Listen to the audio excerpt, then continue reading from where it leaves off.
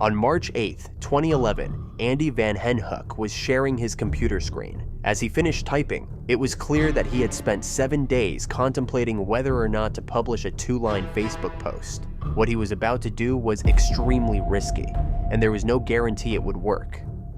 He could potentially lose everything because of this post, but the losses he had already suffered convinced him to go ahead and publish it. He still had time to change his mind, because once the post was on the internet, he would have to face the consequences, even if he deleted it. There was a high chance that anyone who saw the post would take a screenshot before it disappeared. He had to make this decision with complete clarity and awareness, because once the statement was out, there would be no turning back. At that moment, an inner voice told him that there was no other option but to go through with it. Taking a deep breath, he moved his mouse cursor to the post button, covered his eyes with one hand, and clicked with the other. Immediately, he stood up, put on his coat, and went out for a walk. 16 years earlier, on October 6, 1995, Andy's sister Nicole, who was 15 years old, suddenly woke up early on a Sunday morning. She was staying at her grandmother's house for the seasonal holidays and had started a temporary job at a nearby mall. How she got there was a complicated story that began in 1980 when Nicole was born in Germany. While she was still very young, her life underwent significant changes. Shortly after Nicole's birth, her mother married a man named Ad. Soon after, Ad moved with his wife, son Andy, and Nicole to the Netherlands, where they lived as a happy family. Although Ad was not Nicole's biological father, he loved her as if she were his own daughter, often caring for her more than his own son. But shortly after, in 1989, Nicole's mother filed for divorce, and custody of Nicole was given to Ad. It's unclear why Nicole went to live with her grandmother in 1995, but that year was very difficult for the family. Nicole kept herself busy with school, but during the seasonal holidays, she took a job at a mall. One morning, Nicole quietly got ready and left her grandmother's house on her bike without making any noise, heading to work. After some time, when her manager noticed that she was late, which was unusual for her, she called her grandmother to check if Nicole was at home. But when her grandmother checked the entire house, Nicole was not there because she had already left for work. The police were informed, and a missing persons report was filed for Nicole. Immediately, a search party was arranged to find her, and they began by questioning close acquaintances. At 6 p.m., Nicole's bike was found near a river, but even after 3 weeks, there was no trace of her. Still, the police continued their search, but found nothing. Finally, on October 19th, her backpack was found near a canal. Multiple searches were conducted around the canal and the surrounding forest, but nothing else was discovered.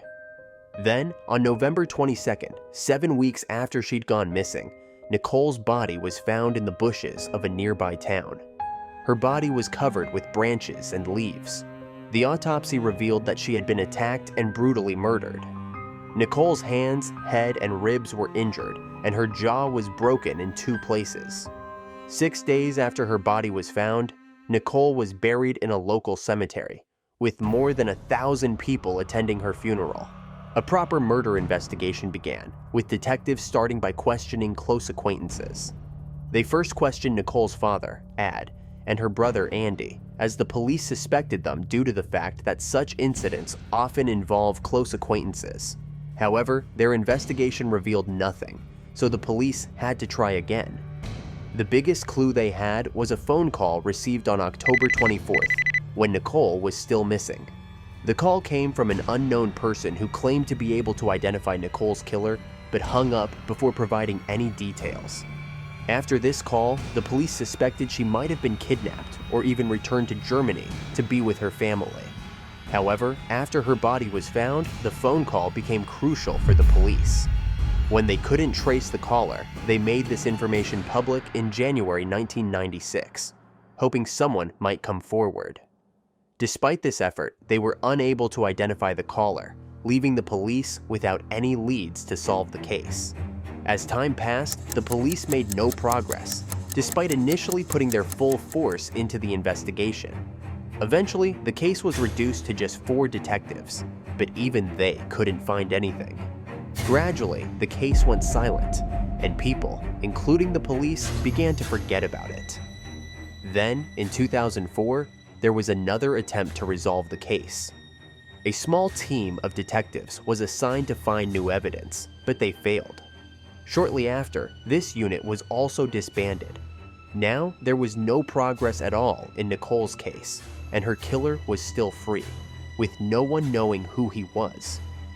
For the next 7 years, no significant breakthroughs were made to resolve the case.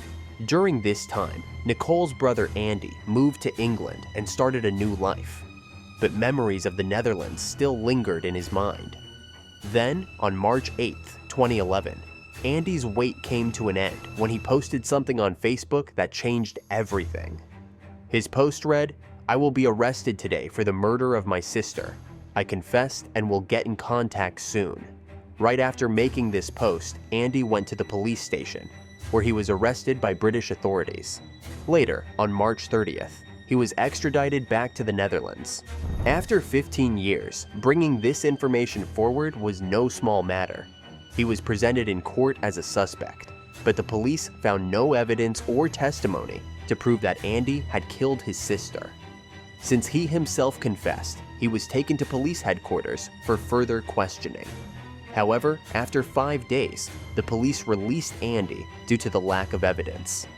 Andy hoped that his false confession might prompt the police to reopen the case and eventually catch the real killer. Andy had planned his entire confession just to get the police to reopen the case and work towards capturing Nicole's killer. His strategy worked. The DNA from Nicole's body was retested at Andy's request, as DNA technology had significantly advanced, and he hoped that the new tests might uncover evidence leading to the killer. This was a very risky move, and Andy could have faced charges for murder. But luckily, no charges were filed against him, and things proceeded according to his plan. The police formed a new task force and collected DNA samples, not only from Nicole's body, but also from Andy and other close contacts. Collecting samples so long after Nicole's death was not an easy task, but the police succeeded in obtaining the new samples. When Nicole's DNA sample was taken in 1995, the technology wasn't as advanced, and preventing contamination was very difficult. Even after her body had decomposed for 20 years, the team hoped to obtain a clean sample. When the forensic team did their work, they found some samples and a hair from her body to analyze. A week later, the police announced that they had found 2 identifiable DNA profiles from the samples, although one sample was incomplete and difficult to identify. One DNA sample belonged to Nicole's boyfriend, one to an unknown man, and the forensic team couldn't get a full profile from the 3rd sample in 2011. None of the DNA matched Andy or Ad, so the police forwarded the case to those handling other murder cases to find someone who might have committed a similar crime before And had been caught. It was discovered that a similar incident happened in September 2000 with a 20-year-old girl. The girl was kidnapped from her bike and assaulted at knife point. Although she survived, the situation was quite similar to Nicole's, prompting the police to believe it should be investigated. The DNA sample taken from the girl's case was compared to the DNA found on Nicole's body, and there was a slight match. This was enough for the police to arrest a man named Jos in January 2014, suspecting his involvement in Nicole's death. Due to the Media Code of Privacy in the Netherlands, the names of such individuals are not disclosed in newspapers, so Jos was a pseudonym, and his real name was something else. But when Jos was questioned, he completely denied any involvement in Nicole's death. He also told the police that he didn't even know Nicole, and if there had been any interaction with her in 1995, it would not have been without her consent. This statement did not sit well with the police, because Nicole was only 15 when she died, and Jos was 28 at the time. It seemed impossible that they could have had a consensual relationship. Furthermore, no one who knew Nicole had ever heard of Jos. His past was also significant in this case because he had been previously caught for similar crimes. Additionally, he was apprehended in this case for attacking his ex-girlfriend, which happened on the same day Nicole died and around the same time she left home for work. On that same day, in the same area, Yas had a long argument with his girlfriend, and Nicole's bike was found nearby. All these pieces of evidence were enough to proceed against him, and Yos's trial began in November 2015. During the trial, Yos's lawyer argued that the DNA evidence was not reliable enough, and since the DNA did not match, Yos could not be a suspect. This argument led to the murder charges against Yos being dropped. However, 2 people came forward during the trial, testifying that Yos had confessed to killing Nicole while they were all in a psychiatric institute in 2000. Yos's lawyer claimed these individuals were lying to claim reward money. The trial lasted for 2 years, and finally a decision was reached. The body samples from Nicole matched Yos, and he was sentenced to 5 years in prison for the crime. In the US, once a case is decided, it cannot be reopened through an appeal. However, in the Netherlands, even after a court decision, an appeal can be made. An appeal was made for Yos, asserting that he was indeed the killer, which was heard in August 2018. Eventually, the case decision confirmed that Yos had murdered Nicole, and his sentence was increased to 12 years, which seemed lenient. In the Netherlands, very few people receive a life sentence, and even fewer serve such a sentence. Considering this, Yos's sentence was relatively light. In 2020, Yos's lawyer appealed to the Supreme Court of the Netherlands. But as of 2024, no decision had been made, and Yos remained in jail. However, the trauma Nicole's family experienced did not end.